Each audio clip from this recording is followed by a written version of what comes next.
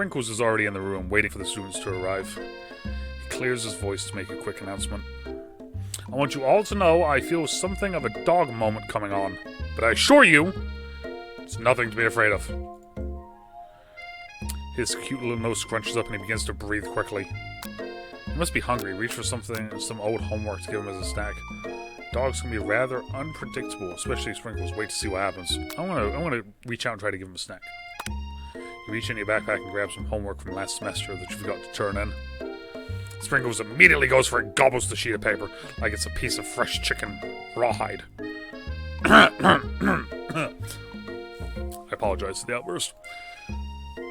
I know it seems cliche, but not much in this world satisfies like upgraded work. My, Big Husky. Were you studying? Something with cinnamon? I've been sitting in on a lecture series about the art of cake baking. How insightful. This actually brings up an important point. Thank you, Big Husky, for reminding me to dole out my indispensable bit of wisdom. You see, before he can go any further, Miriam's love drama spills over into the class. Sprinkles is interrupted by sad whimpering coming from the back of the room. I told you to save it for after class. But I miss you. We went on one date, Pop. How can you miss me? I'm right here. Pop's voice quivers as he pleads his case to Miriam. Every time I blink, you go away again. Oh, I love Pop so much. We need to protect him. We need to protect both of these two. That's a really cute thing to say. Miriam, what happened between you and Pop? I got her in trouble and now she's mad at me. I didn't just get in trouble. I got yelled at by Pop's mother, who blames me for getting him banned from every museum we've set foot in. Oh, so that's what you meant by shush house. Wow. Okay. Pop, we went on one date. We're over. Oh no. And it meant so much to me that I made this for you.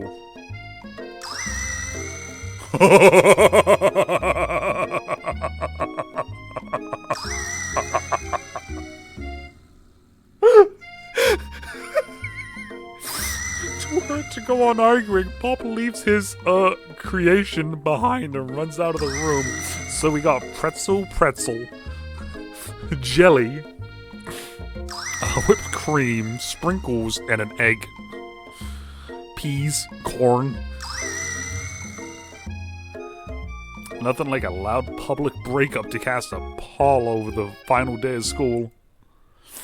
Well, that was unfortunate. But we mustn't be distracted from what lies ahead. The final competition showdown challenge exam. That's a lot of words. I'm still working on the title, but I think you get it. Test time approaches. See you all in the arena. But before you can think about the upcoming competition, there's a very beautiful soul nearby in need of a pep talk. Hey, Miriam? Are you okay? Okay? I'm so mad I smashed a tiny mug, spilling several droplets of hot cocoa all over the floor. How could he embarrass me in a class like that in front of everyone? Her tiny cocoa is a delicious treasure. So you know that this breakup is no joke, even if the source of her frustration is such a silly boy. I know that you know this, but I'm gonna say it out loud. You don't need anyone. Me and you, we're gonna cruise through this final test and hit the carpool lane to Success City. Miriam brightens up, imagining the wind rushing through her short bangs, but she hesitates to embrace the feeling all the way. You're not gonna saddle up on Colonel Sanders' stallion and ride off into the sunset without me? Of course not. Well, maybe. Sorta.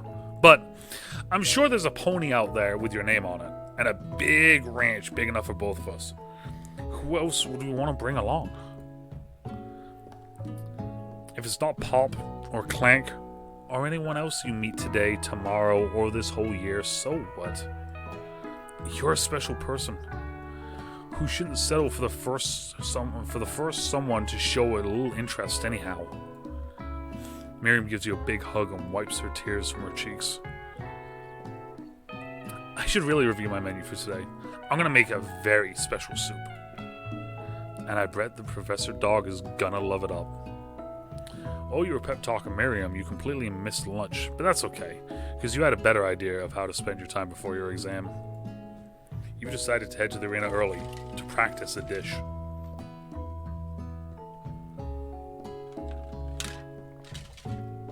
Interesting. This is it. The location of your final challenge. A test of will, a test of courage, a test of talent. And a chance to beat the pants off of Van, the supposed man, and his eviler counterpart, Aishley. As planned, you begin to run through a quick test of a recipe you've been working on. Big Husky's famous chicken pot pie. After practicing for months, making this dish come second nature to you, you're able to quickly get a fresh pot pie in the oven. But as soon as you do, your cram session is interrupted by Colonel Sanders. Big Husky, what are you doing here? There's still time before the final exam. Oh, just taking it all in. I'm big into visualizing success, and I'm looking at my station, picturing victory. The pot pie has begun to bake, and the smell is slowly filling the space around you. Visualizing, huh?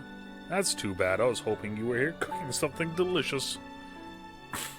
You usually happily share your food with anyone who's hungry, but the last time you let Colonel Sanders get in your head, it cost you a cook-off. You decide that it's time to put your cooking above your romantic desires. That decision gets hard to stick to when the oven timer goes off behind you. Ignore it like there was no sound at all. Fess up about your dish.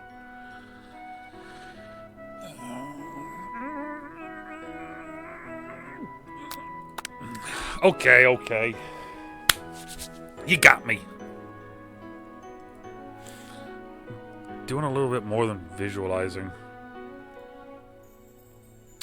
I know. My nose can smell a pot pie from 400 yards. I don't know if that's a good thing or not. That's oddly specific distance, but you'd expect nothing less from such an oddly specific man. You knew it was a pot pie just from the smell? Not just a pot pie, but a chicken pot pie with an all-butter crust. And my nose is telling me something else. Oh no. Is it burning? No. I can smell that it was made with a heaping helping of TLC. But it'll probably start burning any second if you don't pull it out. The moment of truth. Wow.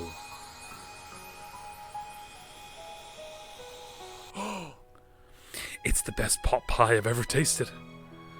It's always loved country cooking, and I could eat this all day. There's no time left. The final showdown is about to begin.